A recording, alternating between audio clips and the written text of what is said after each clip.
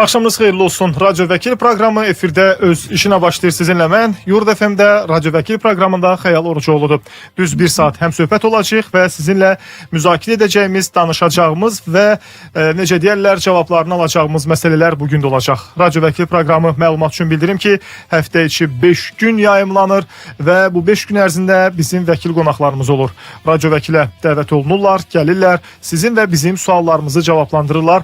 Bugün də qonağımız var və qonağımıza əvvəlcə təqdim edim. Daha sonra bizə necə, hansı formada yazmaq olar, suallarınızı necə göndərə bilərsiniz, nəyi müzakirə edəcəyik, bax, bu məsələlərin hamısını bir neçə saniyədən sonra təqdim edəcəm. Hələlik isə Vəkillər Kollegiyasının üzvü olan bugünkü qonağımız Ehtiram Paşalıdır. Xoş gəlmisiniz, salamlayırıq sizi. Xoş gördük Xəyal bəy, dinləyiciləri də salamlayıram hər birini. Ümid edirəm ki, bu bir saat ərzində faydalı olacaq. Təşəkkür ederiz sizə Ehtiram bəy. Mən də buna ümidvaram. Çünki bizim vəkillərimiz dinləyicilərimizi maraqlandıran hüquqi səvkili, hüquqi nöqteyi nəzərdən olan sualları cavablandırırlar. Və əlbəttə ki, bir xeyli proqramımız başladığı müddətdən biz də bu, necə deyərlər, öz hüquqlarımızı bilmək nöqteyi nəzərdən aydınlanmışıq. Yəni, öyrənmişik, müəyyən bir formada maariflənmişik. Təbii ki, burada da sizin kimi vəkillərin zəhməti danılmazdır. Hər birinizə ayrı-ayrılıqda təşəkkür edirik. Və bizə gələn suallar var. Gün ərzində də suallarınızı yer gəlmişkən yaza bilərsiniz. Hal-hazırda nömrələrimiz açıqdır. 099 6 907 907 bu bizim WhatsApp nömrəmizdir. Suallar yazılı formada qəbul olunur. Yəni yazın, göndərin ki, biz də sualları oxuyaq. Səsli formada bəzən atırlar dinləyicilərimiz suallarını. Doğrudur, bəzən sükan arxasında kimsə olursa onun yazmaq imkanı olmur. Amma bizim də burada onu dinləyib də necə deyərlər, səsləndirmək, cavablandırmaq imkanımız məhduddur deyə hər birinizdən sualı olan şəxslərdən xahiş edirəm ki, suallarını yazılı formada 099 6 907 907 WhatsApp nömrəsinə göndərsinlər. Eyni zamanda bizi hal-hazırda sosial media hesablarından izləyən dinləyicilərimiz də var. Onlar bizi harda, hansı formada izləyə bilərlər ki, ola bilər ki, hal-hazırda dinləyicilərimizdən kimsə sosial media hesabından bizi izləmək istəsin. Vaxt Medianın həm YouTube, həm TikTok səhifəsində girirsiniz, daxil olursunuz, Vaxt Media səhifəsi yazırsınız və elə bax bu səhifədə bizi canlı izləyirsiniz. Paralel olaraq Yurd FM-in də YouTube və TikTok səhifələrində bizi izləmək mümkündür. Yurd FM yazırsınız, həm YouTube-a, həm TikTok-a daxil olursunuz və oradan da bizi izləyirsiniz, suallarınızı oradan da yazıb göndərirsiniz. Hal-hazırda yeri gəlmişkən oradan da gələn suallarımız var və o sualları da asta-asta, yavaş-yavaş bizim vəkil qonağımıza təqdim edəcəyik. Ehtiram bəy, bugün danışacağımız məsələ ilə bağlı istərdik ki, sualımızı ilk olaraq cavablandırasınız. Bugün biz mövzu olaraq sizinlə də məsləhətləşdik və belə bir nəticəyə gəldik ki, banklar və kreditlə bağlı olan məsələlərdən danışaq.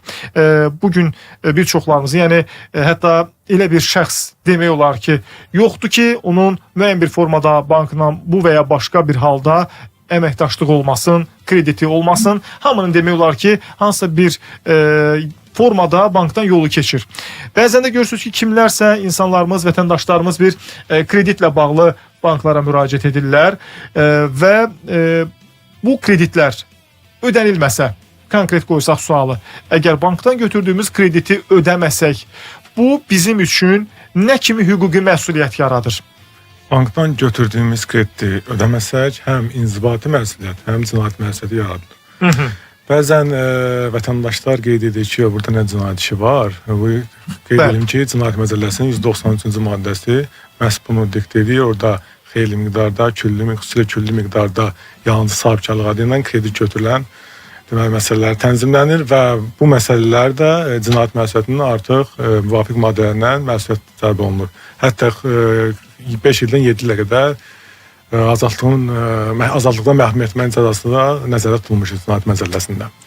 Bu cinayət tərəfi. Qalır inzibati tərəfinə. Bildiyimiz kimi inzibati məhkəmə qərarları, notariusun icra qeydləri bu gün kredit münasibətlərində icra sənədi sayılır. Bu icra sənədləri daxil olur icra qurumuna, yəni icra şöbələrinə, məhkəmə qərarlarının icra şöbəsinə. Hal-hazırda icra məmurları bu funksiyanı həyata keçirdirlər. Və burada icra məmuru iş icraata daxil olduqdan sonra tərəflərə bildiriş və qərar göndərir, onun borcunu xatırladır, borcu ödəməli olduğunu bildirir və bununla bağlı müddət verir. Bu müddət ərzində artıq borc ödənilmədikdə, bununla bağlı artıq müvafiq sorğular başlanılır icra məmuru tərəfindən vətəndaşın gəlir varsa gəlirinə yönəldirir, adına qiymətli əşya, əmlak varsa əmlakına yönəldirir. Əgər bunlar da olmazsa və vətəndaş icra məmurunun qanuni tələblərini yerinə yetirməkdən yayınarsa, İnzibati Xətalar Məcəlləsinin 528-ci maddəsi məhz bu məsələni tənzimləyir və orada göstərilir ki, fiziki şəxslərə 1 aya qədər inzibati həbs və 500 manata qədər cərimə nəzərdə tutulur. Aha, maraqlı məsələdir. Demək ki, inzibati eyni zamanda da cinayət məsuliyyəti var bu işdə. Yəni, bəzən olur ki, borcum var, bugün ödəyəcəm, sabah ödəyəcəm. Yeri gəlmişkən, bəzən bu borc məsələsi ilə bağlı bir digər maraqlı məqam da var ki, kredit götürür vətəndaş, deyək ki, bankdan, borcunu bu və ya başqa formada çalışır ki, ödəsin. Bəzən də faktiki olaraq gecikmələr düşür onun müəyyən bir arxivinə, belə desək, onun o haqqında olan məlumatlar bazasına. Və nə baş verir? Adam pulunu ödəyir, o gecikmə yekunlaşır, amma pulu da tam ödəmiş olur. Amma bu düşür də, o hesabda bazada olur o. Digər bir bankdan gedib pul götürəndə ona deyirlər ki, sizin məsələn filan tarixlərdə bir borcunuz var. Adınız belə desək qara siyahıdadırmı və yaxud da gecikmə olan müştərilər siyahısındadırmı? Və şəxs də heç bir halda onu, necə deyirlər, sildirə bilmir, təmizlədə bilmir. Bir növ özünü təmizə çıxarda bilmir. Bax, belə olan halda nə edə bilər? Nə etməlidir ki, müştəri olaraq digər bankdan da müraciət edib hansısa bir formada kredit götürə bilsin? Bu suala qısa cavab versəm ki, bu halda məsəl üçün adamın şəxsin, fiziki şəxsin adına gecikmə var və bu reyestrə düşür, kredit reyestrin, mərkəzləşmə kredit reyestrindən düşüb və adam yeni kreditə müraciət eləyir. Bu zaman artıq bəzi banklar ola bilər, bəzi əksər banklar deyir ki, bu sənin gecikmən var, ona görə imtina oluna bilər. Amma burada 6 ay müddət ərzində, 1 il müddət ərzində davamlı ödəniş edibsə, bunlar banklar tərəfindən də nəzərə alınır. Biz məsələni daha geniş yanaşsaq, sırf burada vətəndaş mövqeyindən baxanda belə görsənir. Sırf banklar mövqeyi nəzərindən, yəni dövlət nöqteyi nəzərindən daha fərqli görsənir. Banklar ölkə iqtisadiyyatının qan-damar sistemidir. Yəni 2008-ci Amerikada dünya böhranı başladı. Lehman Brothers çökdü və bank sektoru iflic oldu. Və bu tüm dünyanın bürüdü. Yəni banklar iqtisadiyyatı tənzimləyən bir sahədir. Mexanizmdir. Və hamı bankdan mən kredit götürüm, ödəməyim, belə olsun, elə olsun.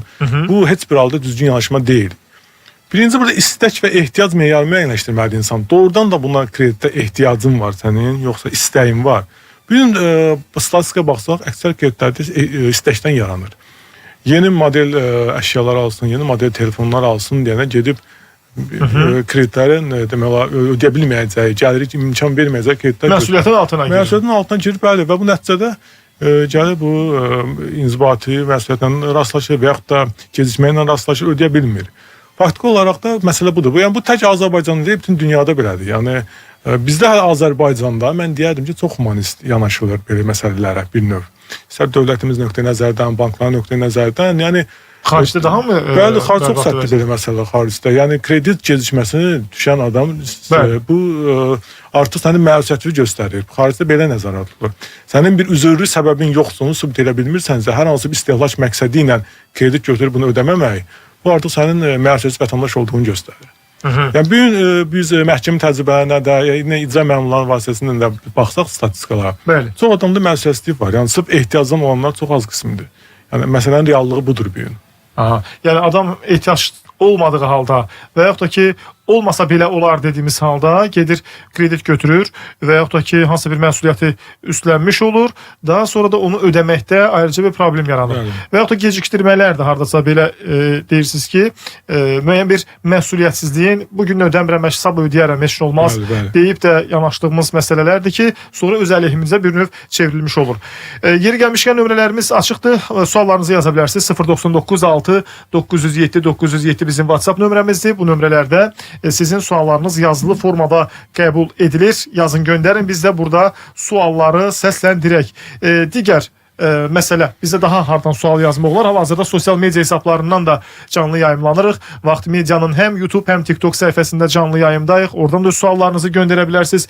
Bir digər tərəfdən Yurd FM-in də YouTube və TikTok səhifəsindən də suallarınızı yaza bilərsiniz. İzləyicilərimiz yazır ki, buradan sual vermək olar mı? Əlbəttə ki, olar və suallarınızı oradan da yazın. Biz də burada səsləndirək.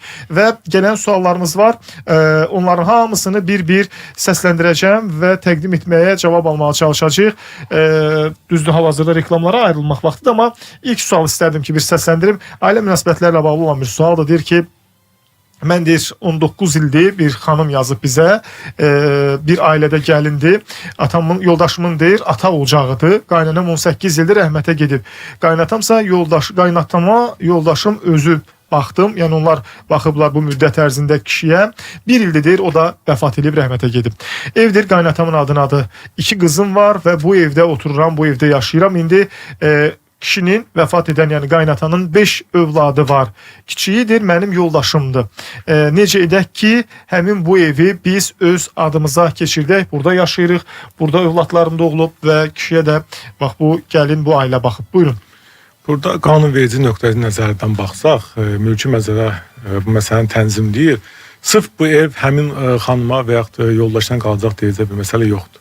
Yəni 5 övladı var, qanun orada vərəsəli var. Birinci növbədə vərəsələr var, ər, arvad, uşaqlar. 5 övladı varsa 5-inin payı nisbətində bölünür. Bu halda xanım dediyi kimi, o halda onlar evə tam yiyələnə bilər ki, belə deyək, mülkiyyət hüququ ilə. Digər vərəsələr onların xeyrinə imtina edirlər. Bu notariusa yaxınlaşır, notariusa vərəsə işi açılır, digər vərəsələr çağırılır və digər vərəsələr həqiqətən təsdiqləsələr ki, bu mənim atama bu adamlar baxıb, bunların haqqıdır, belə deyək. Yəni mənəvi tərəfindən yanlışıq. Bunlardan imtina eləsələr, həmin xanım xeyrinə də, o həmin xanımın yoldaşı belə deyim, o övlad o sayılır. Həmin xanımın yoldaşının xeyrinə vərəsədə imtina eləsələr, bəli, bu halda vərəsə şahidnaməsini alırlar və bunun nəticəsində mülkiyyət hüququ belə deyək, çıxarışla artıq mülkiyyət hüququnun təsbit olunur. Yəni evə tam yiyələmiş olurlar. Bəli, tam yiyələmiş olurlar. Yəni, əsas məsələ burada digər vərəsələrin imtinasıdır. Yəni digər 4 övlad, kişinin 4 övladı bir övladın xeyrinə imtina etməlidirlər ki, qardaş biz bu evi istəmirik, get halal xoşun olsun, ata yurdudur, yaşa, sənin adına keçsin. Belə olan halda əgər evi tam öz adına keçirmək, sənədləşdirmək mümkündür. Sizin də suallarınız varsa yaza bilərsiniz. 099 6 907 907 bizim WhatsApp nömrəmizdir. Bu nömrələrdə suallar yazılı formada qəbul olunur. 099 6 907 907 və bizi Yurd FM-in və eləcə də Vaxt Medianın həm YouTube, həm də TikTok səhifəsində də canlı izləmək mümkündür. Oradan da suallarınızı göndərə bilərsiniz. Hələlik isə gəlin reklama keçid alaq, daha sonra qayıdacağıq. Bəli, Radio Vəkil qaldığı yerdən davam edir. Suallarınızı yaza bilərsiniz. Biz bugün kreditlərdən, ümumiyyətlə kredit götürüb də onu ödəməməyin yaratdığı məsuliyyətdən danışırıq. Bu nə kimi məsuliyyətə səbəb ola bilər? Bu kimi və bu qəbildən olan suallarımızı cavablandırmaq üçün bugünkü vəkil qonağımız, Vəkillər Kollegiyasının üzvü Ehtiram Paşalıdır bizim qonağımız. Suallarınızı yaza bilərsiniz. Həm bu mövzu ilə bağlı eyni zamanda istər mülki məsələlərlə bağlı olsun, istər ailə münasibətlərlə bağlı olsun, istər digər sizi maraqlandıran məsələlər olsun, suallarınızı yazın burada, vəkilimizə ünvanlayaq və cavablandırın. Cavabını da eşitmiş olaq. 099 6 907 907 bu bizim WhatsApp nömrəmizdir. Suallarınızı yazılı formada göndərin. Bizi hal-hazırda sosial media hesabından izləyən izləyicilərimiz də var. Onlar da öz suallarını yaza bilərlər. Bunun üçün həm Vaxt Medianın, həm də Yurd FM-in YouTube və TikTok səhifələrinə daxil olursunuz və oradan suallarınızı göndərirsiniz. Deyir, qiymətləndirilməmiş əmlak nə deməkdir? Dinləyicimiz, izləyicimiz yazıb sosial media hesabından. Qiymətləndirilməyən əmlak geniş kontekstdir. Xahiş edirəm, o daha dəqiq sual verərdi. Bu hansı mərhələdə qiymətləndirilməyindən söhbət gedir? Kreditlərdə qiymətləndirilən ipoteka müqaviləsi bağlanılır. Orada tərəflərin razılığına qiymət qoyulur. Bu sonra bununla bağlı icra qeydə çıxanda son vaxtlar ipoteka qanunu da ona icazə verir. Həmin o ipoteka müqaviləsi bağlanan zaman həm tərəflərin razılaşdığı qiymətlə çıxır hərraca. Bəlkə ona görə dinləyicilərə bir sual yaranıb ki, qiymətləndirilməyən əmlak nə deməkdir? O sual daha dəqiq versə, bundan daha aydın biz cavab verərdik. Hörmətli izləyicimiz, siz yazın görə bu qiymətləndirilməmiş əmlak nədə və harda nəzərdə tutulub, hansı sənədlədir, onu bir qeyd edin ki, bizdə cavablandırma imkanımız olsun. Bir dinləyicimiz yazıb ki, WhatsApp üzərindən bizə 1-ci Qarabağ müharibəsi iştirakçısıyam, övladım olmadığı üçün övladlığa uşaq götürmüşəm 2012-ci ildə. Cənab Prezidentin sərəncamı əsasında övladlığa uşaq götürənlərə 200 manat verilir və mənə deyirlər ki, sən 2021-ci ildən qabaq götürdüyünə görə, yəni sənədin, sərəncamın verildiyi vaxtdan daha əvvəl götürdüyünə görə sənə şamil edilmir. Bu nə dərəcədə doğrudur, nə dərəcədə düzgündür? Buyurun. Belə deyim, bu məsələlərlə bağlı insanlarda ilk öncə bir fikir çatdıraq ki, yəqin ki, ona dövlət qurumundan belə bir məlumat verilibdir. Çox böyük ehtimal. Dövlət qurumundan verilən məlumatlarda onlar heç vaxt insanları aldatmaq niyyətləri olmur. Orada dövlət qulluqçusunun və ya o işin. Nəyə görə sərəncam verilib ta 2020-ci ildə, məsələn, 2020-dən sonra yanı münasibətləri şamil olunursa, bu ona görədir. Bu 2000 adam 2012-ci götürdüyünə görə imtina verilib. Əgər istəyirsə həmin o yardımı əldə eləsin, bununla bağlı həmin o müraciət etdiyi dövlət qurumundan imtina ala bilər. İmtinanı və inzibati məhkəməyə verib, həmin dövlət qurumu üzərinə öhdəlik qoyula bilər və məhkəmə orada nəzərə ala bilər ki, vətəndaşın burada bir növ şəxsin vəziyyəti yüngülləşib, gəlir əldə edir də bu. Bu geri şamil olunmuş hal kimi nəzərə tutula bilər. Bu yəni hər bir halda mənim fikrimcə, yəni adam biraz sakit oturub fikirləşir ki, yox, mən heç bir yerdən artıq mümkün deyil, yox, mən elə tövsiyə eləməzdim. Tövsiyə elədim ki, dövlət qurumuna həmin müraciət elədiyi dövlət qurumundan imtina cavabını alsın. Əgər razı deyilsə, imtina cavabını məhkəməyə verilsin və məhkəmədə məsələ araşdırılsın. Və şəxsin vəziyyətinin yüngülləşən halların geri şamili var. Yəni perspektiv vəd edilir. Perspektiv bəli, vəd edilir. 099 907 907 bu bizim WhatsApp nömrəmizdir. Etiram Paşalı bizim bugün vəkil qonağımızdır. Suallarınızı ona ünvanlaya bilərsiniz. Və qeyd edim ki, bugün biz mövzu olaraq seçdiyimiz, danışdığımız məsələ banklarda olan kreditlərlə bağlı və onun ödəmədiyimiz halda yarada biləcəyi məsuliyyətdəndir. Amma dinləyicilərimizdən, izləyicilərimizdən gələn digər suallar da var. Bir dinləyicimiz yazıb ki, deməli, gəlin qaynananın adına rəsmi qeydiyyatda olan evdə onun yaşamaq hüququ var, yoxsa yox? Qaynananın razılığı olmadan, belə anladım. Gəlinin qaynananın adına rəsmi qeydiyyatda olan evdə yaşamaq hüququ var, yoxsa yox? Amma qaynananın da razılığı yoxdur. Buyurun. Siz bu məsələ də Mülki Məcəllərin 228-ci maddəsində tənzimlənir. Belə deyim, Konstitusiya Məhkəməsi onunla bağlı bir qərar oldu. Bununla bağlı artıq məhkəmə təcrübəsi belə formalaşıb. 2009-cu ildən əvvəldirsə bu qeydiyyata düşüb sonra. Burada onun yaşayış hüququ təmin oluna bilər. Bilməli yox, bilər. Yox, 2009-cu ildən sonra qeydiyyata düşübsə, burada o deməkdir mütləq yaşayış hüququ təmin olunmalıdır. Çünki qanun deyir ki, mülkiyyətçinin razılığı ilə. Ona görə o xanım sual ona görə və yəqin ki, o xanım o maraqlanıb, oradan belə bir məlumat veriblər ona ki, qaynanam razı deyil. Mülkiyyətçi razı deyilsə, onun yaşayış hüququ niyə verilməlidir? Ümumiyyətlə, bizə qeydiyyat məsələlərini insanlar nədənsə yanaşırlar ki, mütləq orada mənim yaşayış hüququm var. Qeydiyyat sadəcə olaraq sənin yaşadığın ünvana qeydiyyata düşməlisən. Bu qədər bəsit, sadə. Yaxşı, misal üçün deyək, gəlin qaynananla yol dil tapa bilməsə və qaynana da mülkiyyətin sahibi olsa və ona desə ki, yox, sən mənim evimə yaxın durma, qalma mənim evimdə, belə bir ailə münaqişəsi kimi olsa, gəlin də deyək ki, qaynananın sözünə baxmadı, getdi oturdu evdə. Bu qaynana üçün və yaxud daha doğrusu gəlin üçün nə kimi hüquqi məsuliyyət yarada bilər? Bu hüquqi məsuliyyət belə deyim, mülkiyyət hüquqları. Yəni gəlin həbs edərlərmi məsələn buna görə? Bu zaman həbs oluna bilər ki, o gəlin inzibati məsuliyyət deyək də belə daşıya bilər ki, mülkiyyət hüquqlarını pozur. Qaynanasının mülkiyyətidir bu, düzdürmü? Bu ev onun mülkiyyətindədir. Bu səni çıxardı evdən. Sən deyirsən ki, yox, mən çıxmıram, mən mütləq buradan çıxmıram. O adam məhkəməyə müraciət edəcək.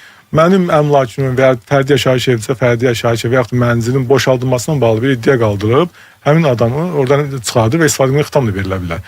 Amma ondan sonra icra məmurlar gəlib onu çıxardacaq. Yəni mülkiyyət hüququnun pozulması deməkdir bu. Aha. 099 907 907 bizim WhatsApp nömrəmizdir. Suallarınızı yaza bilərsiniz bizə. Yazılı formada bu nömrələrdə WhatsApp üzərindən göndərin gəlsin. 099 907 907. Eləcə də bizə sosial media hesabından yazan izləyicilərimiz var. Onların da suallarını səsləndiririk. Varsa sualınız yazın bizə hal-hazırda Yurd FM-in və TikTok'da Yurd FM-in səhifəsində, eləcə də YouTube kanalında izləyə bilərsiniz. Bundan savayı bizi Vaxt Medianın da YouTube və TikTok səhifələrində izləmə imkanınız var. Qanunun geriyə qüvvəsi. Bax, belə bir anlayış var. Nədir? Bunu soruşur dinləyicimiz. Bu konstitusiyamızdan 149-cu maddə təsbit olunub bu maddə. Qanunun geriyə qüvvəsi nə demək? Şəxsin vəziyyətini yüngülləşdirən hallar qanunun geri şamil olunur. Məsəl üçün, belə deyim, adamın azadlıqdan məhrum etmə cəzası 5 il nəzərdə tutulub. Bəli. 2023-cü ildə, belə deyim, 2025-ci ildə hal-hazırda yaşayırıq da. 2025-ci ildə tutaq ki, hər hansı bir cinayət törətməyə görə 5 il azadlıqdan məhrum etmə cəzası var bu əmələ görə.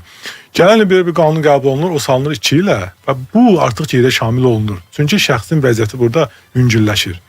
Yox, əgər 2026-da bu qanun qəbul olunsaydı ki, həmin əmələ görə 5 il, yox, 20 ildir ümumiyyətlə. Burada da şamil olunmur. Çünki şəxsin vəziyyəti ağırlaşır. Burada da şamil olunmur həmin adama. Yəni qanun bir burada humanist nöqteyi nəzərdən çatdırılır ki, şəxsin vəziyyətini yüngülləşdirən hallar GMR-yə şamil olunur. Vəziyyəti ancaq yüngülləşdirən hallar. Bəs ağırlaşdıran hallara nə deyirlər? Ağırlaşdıran heç oldu. Ağırlaşdırandan geri şamil oluna bilməz. Bir dinləyicimiz yazıb ki, bilmək istəyirəm ki, kirayə saxlayan ev sahibindən sahə müvəkkili hər hansı bir pul tələb edə bilərmi evini kiraya verdiyinə görə? Qanunvericilikdə bununla bağlı nəsə varmı? Xeyr, bu qətiyyən sahə müvəkkili dilimizdə öyrəşmiş bu çaskov dediklərimiz, yəni bu sahə müvəkkili heç vaxt kirayə müqaviləsinə görə, kirayəçini saxlamaya görə vətəndaşdan pul tələb edə bilməz. Yəni bu nə onun səlahiyyəti çərçivəsindədir? Deyil, bu maddənin tənzimlənmir o. Polisin işlədiyi, polis orqanlarının işlədiyi bir normativ vaxtlarda. Deyir ki, dinləyicimiz yazıb ki, mənim anam məni evdən qeydiyyatdan çıxarmaq üçün məhkəməyə verib. Bunun üçün nə eləyə bilərəm? Anası şəxsi evdən qeydiyyatdan çıxartmaq üçün məhkəməyə verib. Nə edə bilər bu vəziyyətin qarşısını almaq üçün? Nə edə bilər? İlk öncə məhkəməyə veribsə artıq məhkəmədə iştirak etməlidir və etirazlarını bildirməlidir. Hansı hallarda orada kompensasiya hüquqları var, bəlkə orada işin halları var. Əmlakın bəlkə anasının heç mülkiyyətinə tam deyil, bəlkə vərəsəlikdə orada oğlanın da payı var və yaxud da mülkiyyət paylı mülkiyyətdə olub, bəlkə ona görədir. Yəni bu hallar varsa orada kompensasiya verilir xitam olur. Yəni öz başına ona xitam verilməz qeydiyyat hüququna, mənzilin istifadə hüququna veriləcək. Aynen. Yəni burada şəxsin indiki halda özbaşına qeydiyyatdan çıxarılma halı baş verməyəcəksə belə, bəs mülkiyyət sahibi özü onu çıxarda bilirmi? Yəni dökdüyümüz evin anasınındısa ev, bu halda mümkün olacaq, düzdür mü? Yəni istədiyi mülkiyyətçi də adam mənzilə istifadəyə xitam verir. Amma bir şey var, qanuni pay məsələsi var, məcburi pay məsələsi var qanunvericilikdə. Orada məcburi pay nəzərinə alınır deyənə, onun mütləq kompensasiya verilməklə xitam verilə bilər. Aydındır. Bir digər sual var, deyir, atam rəhmətə gedib vərəsə anaya açılsa, vərəsəlik anaya açılsa, ana bağışlanma edərsə mümkündürmü və bunun xərci nə qədərdir? Bunun bağışlanma formasını işi qərəzləşdirmək lazım deyil. Ata vəfat edibsə, notariusla yaxınlaşırlar, həmin adamla ailə. Notariusla vərəsəlik açılır. Dediyim kimi, ana, digər uşaq varsa da, indi bacı, qardaş kimsə, həmin bu yoldaşın xeyrini, həmin bu insanın xeyrinə imtina eləsələr, şəxs mülkiyyət hüququnu əldə edir. Yəni, bunun üçün məhz ana əvvəlcə keçsin onun mülkiyyətinə, bundan sonra ana bağışlasın, o qədər uzatmağa ehtiyac yoxdur. Notariusda onu tənzimlənir məsələ. Aydındır. Onun ürüsün məsələsi artıq notariat orqanlarından onu biz bilə bilərik artıq bundan bağlı ürüsün nə qədərdir. Bəli, bu hər halda görürsünüz ki, notariusla notariusu fərqlidir. 099 6 907 907 bu bizim WhatsApp nömrəmizdir. Radyo Vəkili proqramında bugünkü qonağımız Ehtiram Paşalıdır. Vəkillər kollegiyasının üzvü olan vəkil qonağımız sizin və bizim suallarımızı cavablandırır. Sizi maraqlandıran məsələlər, istər mülk, istər ailə münasibətləri, istər vərəsəlik və ya kredit və bank, bu səpkili sualları bizə ünvanlaya bilərsiniz. Burada cavablandırmaq imkanımız var. Bizi hal-hazırda sosial media hesablarından izləyən izləyicilərimiz də var. Bu dəqiqələrdə Yurd FM-in YouTube və TikTok kanallarında hal-hazırda bizi izləmək olar. Bundan savayı Vaxt Medianın YouTube və TikTok səhifələrində də bizə baxa bilərsiniz. Hazırda oradan da canlı yayımlanırıq. Oradan da suallarınızı ünvanlaya bilərsiniz. Deyir, vəsiyyətnamə yoldaşımın adınadır. Baba ölümündən qabaq verib nəvəsinə. O evdə mənim payım varmı? Yəni söhbət xanımdır yəqin ki, yoldaşına və yaxud da ki, o bəy də ola bilər. Vəsiyyətnamə yoldaşımın adınadır. Baba ölümündən qabaq verib nəvəsinə. O evdə mənim də payım varmı? Pay dediyim kimi, məcburi pay var. Qanunvericilikdə artıq ailə üzvlərinin məcburi payı var.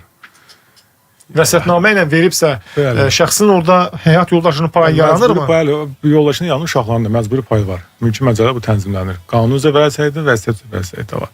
Sadəcə vəsiyyət üzrə baxır, vərəsəyə hansı formada tərtib olunur. Ümumiyyətlə bunun yoldaşına mülkiyyətini verilir və bütün əmlak bunun yoldaşına məsələn vəsiyyət olunubsa, yoldaşı vəsiyyətnamə əsasında mülkiyyət hüququnu əldə edir. Yəni, bu zaman burada məsələ budur. Sırf fərq burada budur. Qanun üzrə vərəsəlik, bir də var vəsiyyət üzrə vərəsəlik. İndi o xanım dəqiqləşdirməli sualın ki, vəsiyyət üzrə vərəsəlikdir yoxsa qanun üzrə vərəsəlik? Qanun üzrə vərəsəlikdə məcburi pay var xanımın. Vəsiyyət üzrə vərəsəlik artıq yoldaşının mülkiyyət, tam mülkiyyət hüququ var. Aha. Bunları yəni mütləq şəkildə dəqiqləşdirmək siz vacibdir. Çünki hüquqda hər bir məsələ fərqli tənzimlənir, ayrı tənzimlənir. Bəzən deyirlər, yox bunda niyə belə, məndə belə olmadı. O üçün tam fərqli münasibətlər olur, fərqli mülki münasibətlər olur. Məsələn, o vəsiyyətnamə məsələsi, vəsiyyətlə olan məsələ. Tutaq ki, şəxs hansısa bir evi, mülkü vəsiyyət edir. Orada pay hüququ digər övladların da yaranmış olurmu? Bu hansı vəsiyyətə aiddir? Bu vəsiyyət üzrə vərəsəlikdir. Vəsiyyət üzrə vərəsəlik. Adam ölümündən qabaq vəsiyyət eləyib. Bəli. Bir var qanun vərəsəlik. Artıq vəsiyyət olmamışdı. Adam ölüb, artıq vərəsəlik açılıb. Bu qanun üzrə vərəsəlik. Artıq belə deyim, məcburi prosedurdur. Aha. Vəsiyyət isə ölməmişdən qabaq vəsiyyət eləyir adam. Burada isə vəsiyyətnamədir deyir, yəni bizim sualımızda elə qeyd olunub. Bir digər sual var, deyir ki, sadəcə soruşur ki, məhkəməyə müraciət etmək olarmı? Deyir, əslində birinci qrup deyir, almalı olan uşaq ikinci qrup alır. Yəni yəqin ki, pensiyanı nəzərdə tutur.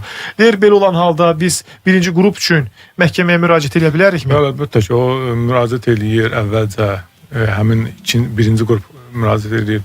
Tibbi ekspert mərkəzi var. Reabilitasiya və bəli, o mərkəzə. Mərkəzə əgər imtina alsalar ki, yox bu nəyə görə ikinci qrupdur, orada müəyyən bir kriteriyalar var ki, bəli, orada ikinci qrupdur, yoxsa birinci qrup. Həmin o imtina rəyini məhkəmə verib mübahisələndirə bilər. Aha. Və bu tip işlər məhkəmələrdə çoxdur. Çoxdur və perspektiv vəlidir mi? Perspektivi bizim necədir? Artıq bundan bağlı məsələn normativ hüquqlar var. Hansı adamlar ikinci qrupdur, hansı xəstəliklər birinci qrupdur. Və orada tibbi sosial ekspert mərkəzi də sırf onu istinad edib verir.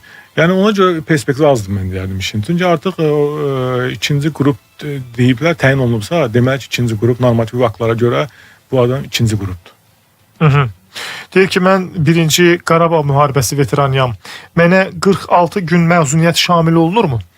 Birinci qanunda o ikinci Qarabağ müharibəsinə aid edirlər. Orada qanunda əmək məcəlləsinə belədir. O və deməli ikinci Qarabağ müharibəsi və Böyük Vətən müharibəsi dediyimdə bizim 2020-ci ildə Qarabağ zəfəri ilə bağlı məsələlərə 45 gün, 46 gün onlara şamil olunur. Amma belə birinci Qarabağ müharibəsində olanlara şamil olunmur, belə başa düşdük. Düzdürmü? Deyir, atanın 3 övladı var, sağlığından notarial qaydada yox, video görüntüdə əmlaklarının övladların arasında istədiyi kimi vəsiyyət edib. Video görüntü ilə ölüm hadisəsi baş verərsə, bu hansı hüquqa sahib ola bilər? Yəni ümumiyyətlə bu video görüntü nə kimi rol oynaya bilər? Yəni bir məhkəmədə o pay bölgüsündə bir sənəd kimi, əsas kimi gətirilə bilirmi? Belə deyim, ümumiyyətlə hər o insan yaşayırsa, mən ilk öncə tövsiyə edərdim, onlar vəsiyyəti verəsə indən eləyərdilər notarial qaydada. Video görüntü hakimin daxili inamına təsir edə bir görüntüdür. Tamam, yəni o sübut kimi çıxış edə bilir. Amma bu məsələni o səviyyə salmamaq üçün vəsiyyət üzrə vərəsələri indidən notarial orqanda bu məsələ həll olunmalıdır. Yaxşısı yəni sənədlə olsun. Sənəd notarial qaydada təsdiq olunmalıdır. Aydındır. 099 6 907 907 Ehtiram Paşalı bizim bugün vəkil qonağımızdır. Sizin eləcə də bizim suallarımızı cavablandırır. Siz öz suallarınızı bizə WhatsApp üzərindən yazırsınız. Biz də burada səsləndirib cavabını birlikdə eşitmiş oluruq. Deyir ki, qardaşıma pul verib notariusda sənədləşmə etmişik. Lakin arvadı bizə imkan vermir. Evdə ya yazıb, yaşamağa yazmaq istəyib. Kimə hara müraciət edim? Bilməm, deyir ki, pul verib notariusla, sənədləşmə yolu ilə, lakin qardaşının xanımı indi imkan vermir. Yəni bu hansısa belə kimisə sənədləşmə ilə deyir ki, siz mənə pul vermişsiniz, mən sizə və yaxud ki pul vermişəm. Belə olan halda tərəflərdən birimizin hansısa bir yaxınının müdaxilə etmək kimi bir hüquqi necə deyərlər varmı? Çox güman ki, xanım notariusla verib borc müqaviləsi şəklində. Yəni mən sənə 50 min verirəm. Qardaşlar da öz aralarında borçlaşıblar bir-birinə. Yəni bu alqı-satqı deyil də. Bu əmlakın alqı-satqısı olsaydı, dediyim kimi artıq o xanım maneəsi başqa cür tənzimlənərdi. Mən alqı-satqı eləmişəm, artıq əmlak mənimdir. Belə deyim, çıxarış mənim hüququmu təsdiqləyir. Artıq o evdən o adamlar çıxarılmasına bağlı iddia qaldırardım. Yox, sırf borc müqaviləsinin şəklində pul veribsə də, məsəl üçün evi satarsan mənə, indi bu satmırsa, artıq o iddia qaldırmalıdır. Verilmiş pul, həmçinin dəymiş zərərlə bağlı iddia və o pulun geri tələb oluna bilər. Yəni arvadı bu tələbi verə bilər? Bəli, əgər notarius da o təsdiqlənibsə borc müqaviləsində ki, həqiqətən mən qardaşıma bu qədər pul vermişəm, həmin pulun bağlı məhkəmə müraciət edir.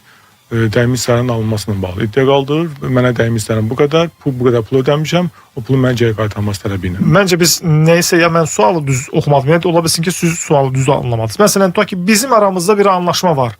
Siz mənə pul vermisiniz, misal üçün, və yaxud da ki, bacı qardaş öz arasında pul veriblər biri digərinə. İndi bacı belə başa düşdüm ki, yazıb ki, yazan bacı deyil, anladım. Yəni qardaşının xanımı indi deyir ki, imkan vermir ki, yəni olandan sonra artıq bir razılıq əldə olunandan sonra imkan vermir ki, bu prosedur həyata keçirsin, yəni razılaşmanı həyata keçirsinlər. Baxın, burada dəqiqləşdirməsi məqam odur ki, nəyin müqabilində pul verilib, nəyi istənilib. Əsas məqam burada budur. Yəni mülkiyyətçi mənəmsə, o mənə pul veribsə ki, evi satarsan mənə, bəlkə burada ilkin alqı satqı müqaviləsi bağlanılıb. Biz dinləyicinin sualı... Yəni arvadın hüququ var, yəni düzdürmü buna müdaxilə etməyə? Belə anladım, belə başa düşdüm ki. Qadın bəlkə mülkiyyət hüququnu var. Qadın yəni mülkiyyət hüququ var. Puldan gedirsə söhbət. Puldan o alıb pulu. Alıb belə deyim, borclu şəxsdir, pulu alıb. Mülkiyyət hüququ da bu adamdır. Qardaşın daxtayım arvadı, yox, arvahildir. Bəli, arvadım imkan vermir. İmkan vermir. Arvadın da hüququ var deyirsiniz. Arvadın hüququ yoxdur orada. Yəni borc müqavilə verilib. Qardaş qardaşına arasından verilib. Bu sırf məişət məsələni yəni mübahisədir bu. Yəni belə mülkiyyəti kimdirsə orada, onun hüququ var.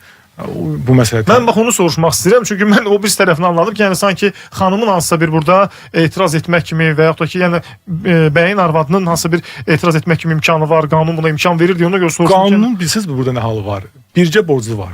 Yəni ailə necə belə deyim də, bircə nicət önündə alınmış öhdəlik var. Məsələn, burada o adam qadına borclu kimi məsuliyyət daşıyır. Əgər sübut olunsa ki, həqiqətən xanıma da iştirakına verilib o pul, 50.000 borc verilib. Necə ki, bu ipotek əmlaklar bölünəndə bircə borc üçün çıxış edirlər ki, 50.000 öhdəlik götürmüşdün. Necə ki, əmlak bölünürsə, eyni ilə burada borc da bölünür. İkidə bir istə. O xanımın bu halda artıq hüququ yaranır. İndi ona görə sualı hər bir halda dinləyicidən xahiş edir, daha dəqiq versin ki, nədir orada məsələ? Nədir məsələ? 099 6 907 907 bizim WhatsApp nömrəmizdir. Suallarınızı bura yazırsınız, göndərirsiniz, biz də səsləndiririk. Radio Vəkil proqramı qeyd edim ki, həftə içi 5 gün yayımlanır və biz vəkillər kollegiyasının üzvü olan vəkillərimizi bura qonaq qismində dəvət edirik. Hər gün fərqli mövzular, fərqli məsələləri birlikdə müzakirə edirik və əlbəttə ki, ən əsas məsələ sizlərdən gələn, sizin göndərdiyiniz, daha dəqiq desək, suallardır. Çünki biz bu proqramı həm də hər birimizin hüquqi nöqteyi nəzərdən maariflənməsi istiqamətində bax bu nöqteyi nəzərdən hazırlayırıq, təqdim edirik ki, insanlarımız öz hüquqlarını, öz qanunvericilik çərçivəsində nə formada, necə olmalıdır, onları bilmiş olsunlar. Və əlbəttə ki, hər birimizdə yaranan o sualların cavabını birlikdə öyrənmiş olaq bizim dəyərli vəkillərimizdən. Bir dinləyicimiz yazıb ki, yeni dəyişiklikdə 1-ci, 2-ci Qarabağ müharibəsi söhbəti yoxdur. Belə bir nüans varmı? Və ardınca yazıb ki, bu deyir, söhbət hazırki qanunvericilikdədir. Yəni, siz əvvəl qeyd etdiniz, o məzuniyyət məsələsi. Yeni dəyişiklik sözün açarla qanun qüvvəyə minməyib, yəni biz onun barədə danışmağımız, belə deyim, qeyri-peşkarlıq olar. O qanun qüvvəyə minməlidir. Biz onu artıq qanun saytına görə qanun qüvvəyə mindi, dərc olundu. Artıq ondan sonra ona münasibət bildirmək olar. Hər bir halda yanvarın birindən qanun qüvvəyə minib gözləməyə dəyər. Yanvarın birindən o 1-ci Qarabağ müharibəsindən İndi onu oxumaq lazım. Yəni mən o layihə tanış deyiləm deyir dinləyicimiz, amma onu o həmin qanunu qüvvəyə minəndən sonra artıq münasibət bildirə bilər. Biz bu gün qanunu qüvvəyə minməmiş məsələ ilə bağlı münasibət bildirməyimiz qeyri-peşkarlıq olar. Aha, elə dinləyicimiz də yazıb ki, yanvarın 1-dən qüvvəyə minəcək deyə qeyd edib. Hər halda belədirsə nə gözələr. Qanun qüvvəyə mindikdən sonra dediyiniz kimidirsə, onda o 46 gün məsələsi həm bəli, 1-ci Qarabağ müharibəsi, həm də 2-ci Qarabağ müharibəsində iştirak edən döyüşçülərimizə, qazilərimizə şamil olunacaq. Nə gözəl. Deyir ki, məhkəmə dekabrın 3-də olub. Mənim xeyrimə olub və həbsin silinməsi neçə günə olur? Məhkəmə deməli dekabrın 3-ü olub. Bizim izləyicimizin xeyrinə qərar çıxıb, belə anladım. Həbsin silinməsi neçə günə olur? Bilmədim, söhbət hansı həbsdən gedir? Burada mənə də məsələn qanunluq məqam odur ki, hansı həbsdən söhbət gedir. Bəlkə əmlakdan həbs qoyulub, o həbsin silinməsindən söhbət gedir. Yəni olur məhkəmə işlərində əmlakın üzərinə müvəqqəti təminat tədbiri qoyulur ki, məhkəmə bitənə qədər əmlak üzərində həbs olsun. Məhkəmə artıq bitdi, qətnamə qanunu qüvvəyə mindi, ondan sonra ərizə versən, həmin o həbs götürülür. Bu da qərarda şəklində olur, 10 günə müddəti var. Qərarda qüvvəyə mindindən sonra 10 gün. Əgər dediyimiz kimi 10 gün deyirsə, dekabrın 3-ü deyir. Dekabrın 3-ü, bəli. Dekabrın 3-ü qərarda şəklində olubsa, əgər həbs götürülsün, bu tərəflərə çatdığından 10 gün müddəti var. 10 gündən sonra qüvvəyə minir. Aydındır. 099 907 907 siz suallarınızı gönderin. Biz de burada cevaplandırmağa çalışaq. Məlumat üçün bildirim ki, sualları yazılı formada ünvanlayırsınız. Biz de burada səsləndiririk və həmçinin də bizə sosial media hesablarından da hal-hazırda yaza bilərsiniz. Telefonu əlində olanlar, internete çıxış olanlar, əgər radioda dinləməyə imkanı olmayanlar, Vaxt Medianın həm YouTube həm TikTok səhifəsindən, eləcə də Yurd FM-in TikTok və YouTube səhifələrindən bizə öz suallarınızı göndərə bilərsiniz. İndi biz qısa bir reklam arasına keçid alacağıq. Daha sonra qayıdıb gəlib sizinlə birlikdə müzakirələrimizi davam etdirəcəyik. Odur ki, qulağınız və radyo dalğanız 90.7 FM-də olsun, Yurd FM-də olsun ki, həm suallarınızı eşitmiş olasınız, həm də hüquq sardan maariflənmiş olaq.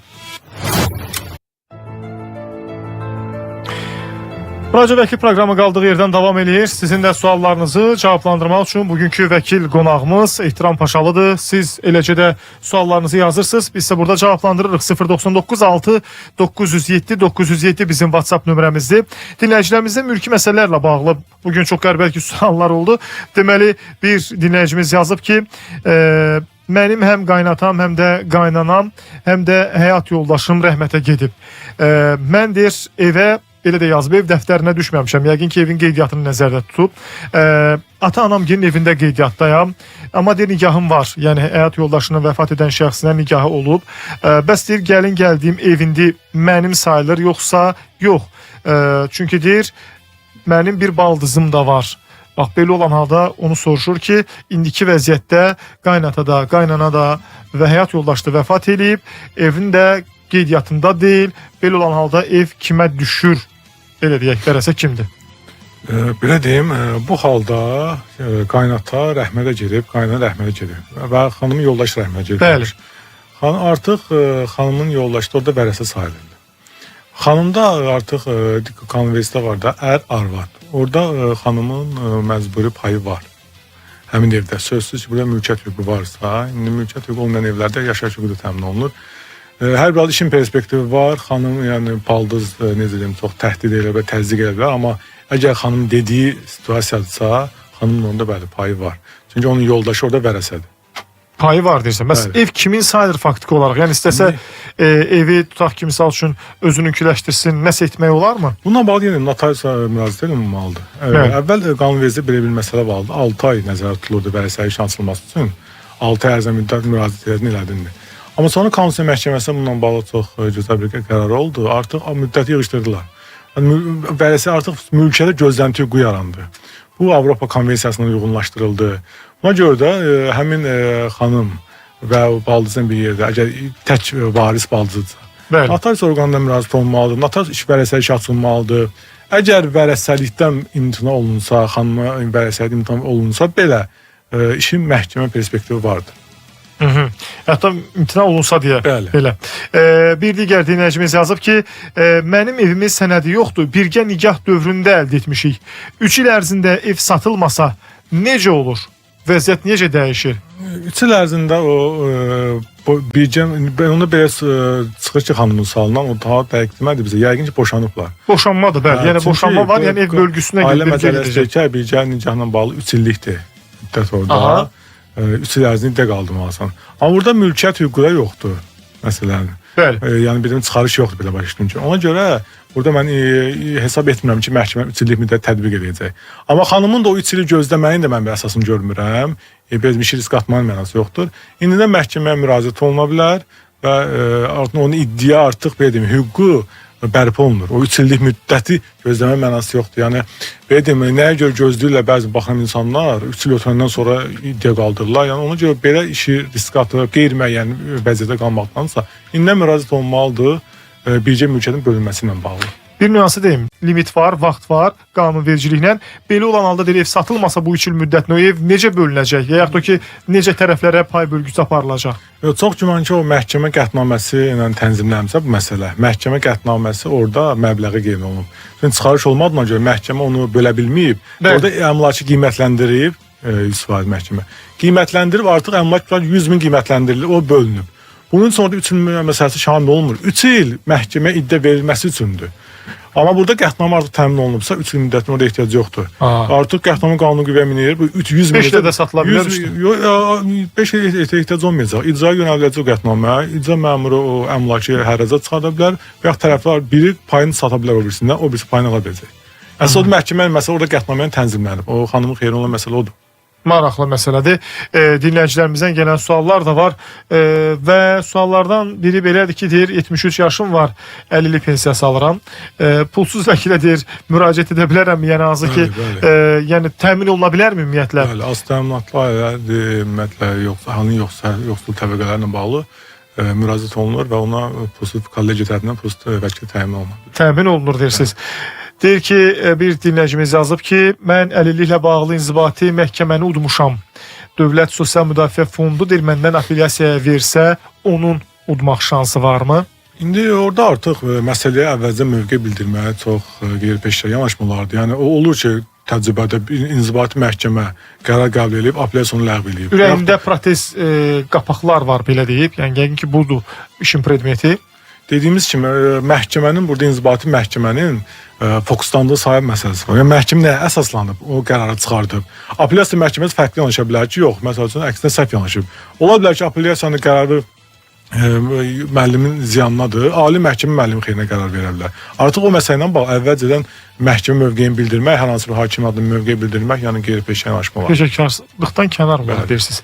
Bir dinləyicimiz yazıb ki, mən sadəcə olaraq tam sual yazılmayıb deyə həmin onu səsləndirmədim. Bizim izləyicimiz yazıb. Amma indi səsləndirəcəm, bəlkə siz sualı başa düşərsiniz. Deyir ki, İqtisad Məhkəməsi apellyasiyada mənim xeyrimə əlilliklə bağlı ali məhkəmənin qətnaməsini mənim xeyrimə olmadı.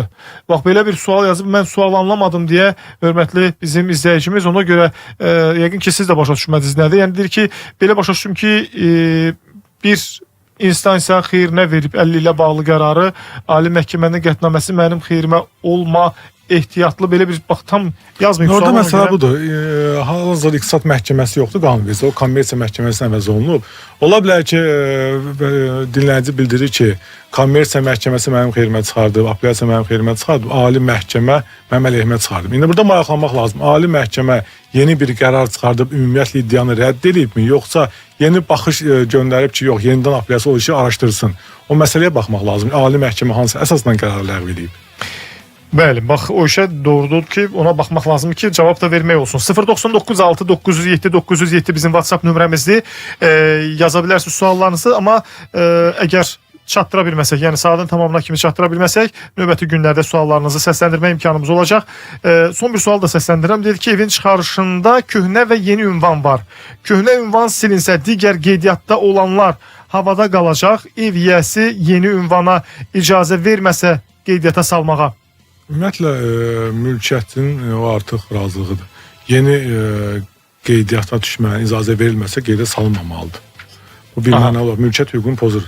Belə deyim, Azərbaycan çox belə hallar. Yəni ev mənim də vermirəm sənə qeydiyyata düşməyə. Sən qeydə salmıram. Bəli, çox normal bir yanaşmadır. Yəni ev yiyəsi nə cür istəsə o cürdə davrana bilər, düzdürmü? Yəni mülkiyyətçi odur. 099 6 907 907 bizim nömrələrimizə gələn mesajları oxuduq. Sizin də əlavələriniz vardı, buyurun eşitək. Çox sağ olun Xəyal bəy, dəvətinizə görə ümumiyyətlə belə mövzular hesab edirəm çox faydalı cəmiyyət üçün. Verilən suallarda mən artıq hesab edirəm ki, insanların bu dərəcədə sualın yaranmasının səbəbi bir növ özlərinin qərar verməsidir.